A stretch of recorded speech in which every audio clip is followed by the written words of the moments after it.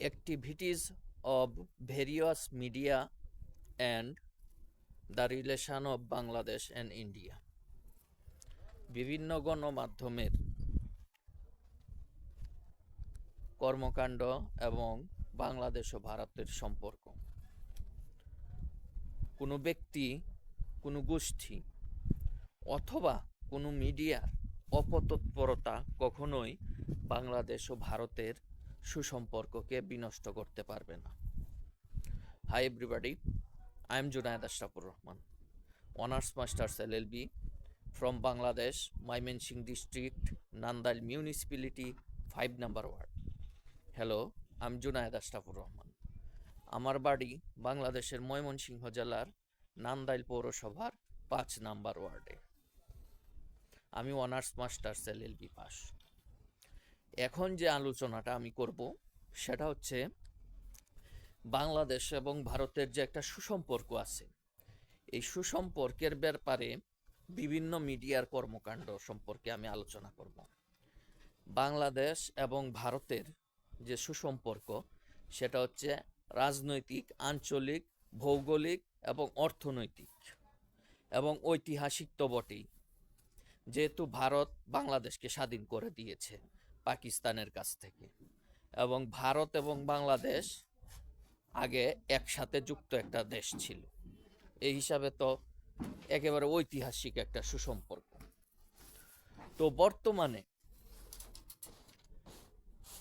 বাংলাদেশ এবং ভারতের সম্পর্কটা অনেক ভালো আছে, কিন্তু 2024 সালের 5ই আগস্ট তৎকালীন প্রধানমন্ত্রী শেখ হাসিনা বাংলাদেশ ত্যাগ করে ভারতে চলে যাওয়ার পর থেকে ভারতের কিছু মিডিয়া এবং বাংলাদেশের কিছু মিডিয়া পরস্পরের বিরুদ্ধে অপপ্রচারে লিপ্ত হয়েছে।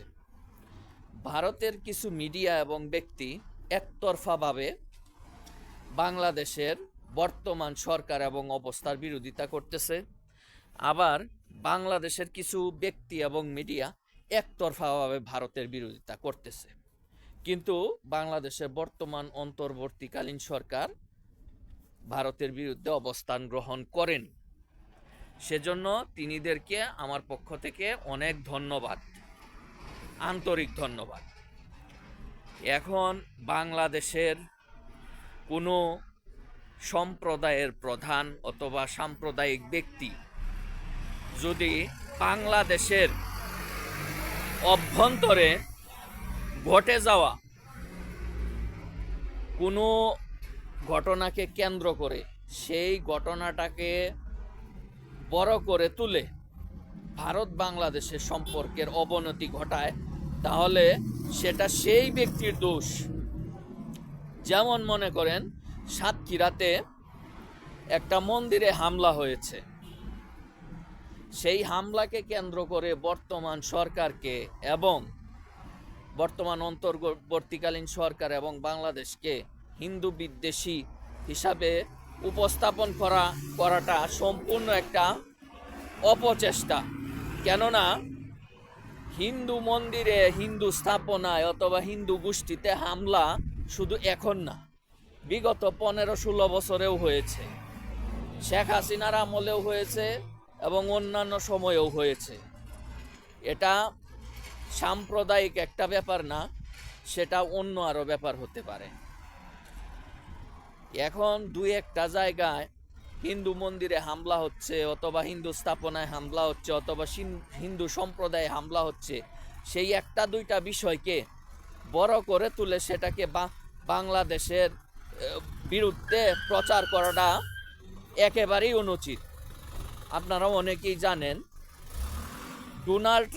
মিস্টার ডোনাল্ড ট্রাম্প যখন গত টার্মে আমেরিকার প্রেসিডেন্ট ছিলেন, তখন হোয়াইট হাউসে বাংলাদেশের এক হিন্দু মহিলা গিয়ে বলেছিল যে বাংলাদেশে কি হচ্ছে, সংখ্যালঘুদের উপরে হামলা হচ্ছে, এই হচ্ছে সেই হচ্ছে। তখন ডোনাল্ড ট্রাম্প বলেছিলেন যে তিনি মনে চাচ্ছে হেলিকপ্টার থেকে লাফ মেরে নিচে পড়ে যেতেন। এই অবস্থা শুনে, এটা তো ঘটেছিল শেখ হাসিনার আমলে, তখন তো শেখ হাসিনা অলরেডি ক্ষমতার মধ্যে ছিলেন। তো সেই সময় বিষয়টাকে এভাবে সাম্প্রদায়িক করে উপস্থাপন করা হয় নাই। কিন্তু এখন দু একটা জায়গায় ছোটোখাটো একটা ঘটনা ঘটছে, সেটাকে বড় করে তুলে ভারতের কিছু মিডিয়া সেটাকে প্রচার করছে। এমনকি যেখানে মুসলমানরা আহত হয়েছেন, হামলার শিকার হয়েছেন, সেটাকেও ভারতীয় কিছু মিডিয়া বলতেছে যে হিন্দুদের উপর হামলা হয়েছে। এটা কিন্তু সামগ্রিকভাবে পুরো ভারতের অবস্থা না, ভারতের 2-4টা মিডিয়া এসব করতেছে। পুরো ভারতের সকল মিডিয়া বা সকল ব্যক্তি কিন্তু এরকম করতেছে না, করতেছে জাস্ট কয়েকটা ভারতীয় মিডিয়া এবং সেই মিডিয়ার কিছু উপস্থাপক। আপনারা যদি ইউটিউব দেখেন তাহলে অবশ্যই সেটা জানতে পারবেন। আচ্ছা, আমি তাদের নাম বলতেছি না, আপনারা যদি দেখার ইচ্ছা হয় ইউটিউবে দেখবেন, দেখলে দেখতে পারেন, খুঁজলেই পাবেন। তো এখন যে বিষয়টা হচ্ছে, ভারতেরও যেরকম কিছু মিডিয়া কিছু ব্যক্তি বাংলাদেশের সাম্প্রদায়িকতাকে উস্কে দিচ্ছে, এরকম বাংলাদেশেরও কিছু মানুষ 2-4টা ঘটনাকে বড় করে তুলে ভারতের বিরুদ্ধে উস্কে দিচ্ছে।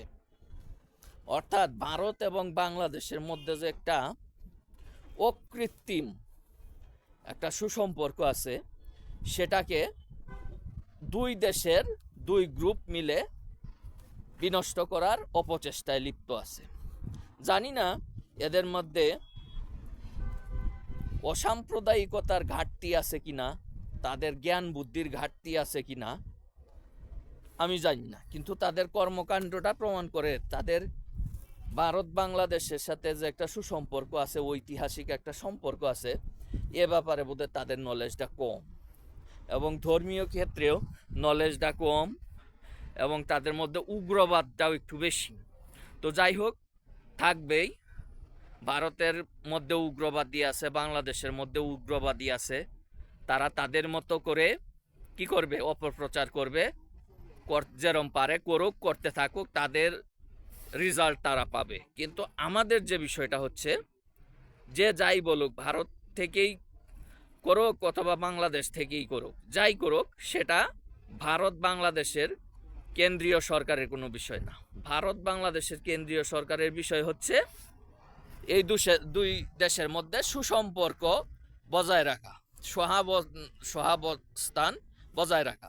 এবং ভারতের জনপ্রতিনিধি বিভিন্ন দলের প্রধানদের কাছে আমি বিনীত নিবেদন করব, ভারতের 2-4টা মিডিয়া এবং 2-4 জন উপস্থাপকের কারণে আপনারা বিভ্রান্ত হয়ে কখনোই বাংলাদেশের জনগণ এবং বাংলাদেশের বিপক্ষে অবস্থান নেবেন না। এবং বাংলাদেশের জনপ্রতিনিধি এবং সরকারের সাথে সংশ্লিষ্ট ব্যক্তিদের প্রতি আমার বিনীত নিবেদন এই যে, বাংলাদেশে অবস্থানরত কোনো ব্যক্তি অথবা গোষ্ঠীর অপপ্রচারে বিভ্রান্ত হয়ে আপনারা ভারতের বিরুদ্ধে অবস্থান গ্রহণ করবেন না। তো বাংলাদেশের সেই অপপ্রচারকারী ব্যক্তি হিন্দু হোক, বৌদ্ধ হোক, মুসলিম হোক, যাই হোক, সেটা বড় কথা না। বড় কথা হচ্ছে আপনারা এইসব ব্যক্তিদের অপপ্রচার এবং কর্মকাণ্ডে বিভ্রান্ত হয়ে ভারতের বিরুদ্ধে অবস্থান নেবেন না। অর্থাৎ যে যাই করুক, অর্থাৎ সাম্প্রদায়িক উস্কানি যে যাই দেওক, ভারতের কেন্দ্রীয় সরকার এবং বাংলাদেশের কেন্দ্রীয় সরকার, বাংলাদেশের সরকার, সেটা অন্তর্বর্তীকালীন হোক অথবা নির্বাচনী হোক, যাই হোক, আপনারা পরস্পরের বিরুদ্ধে অবস্থান গ্রহণ করবেন না। এবার অপপ্রচার, ফেসবুক, ইউটিউব ভেসে যাক অপপ্রচারে, সেটা কোনো বিষয় না। তো আজকের আলোচনা হচ্ছে এই পর্যন্তই। সকলকে ধন্যবাদ। মাগরিবের আজানের সময় হবে এখন, আমি মাগরিবের নামাজ পড়ব। তো আলোচনা এই পর্যন্তই, আজকের আলোচনা এই পর্যন্তই সমাপ্ত করলাম। সকলকে ধন্যবাদ। আসসালামু আলাইকুম।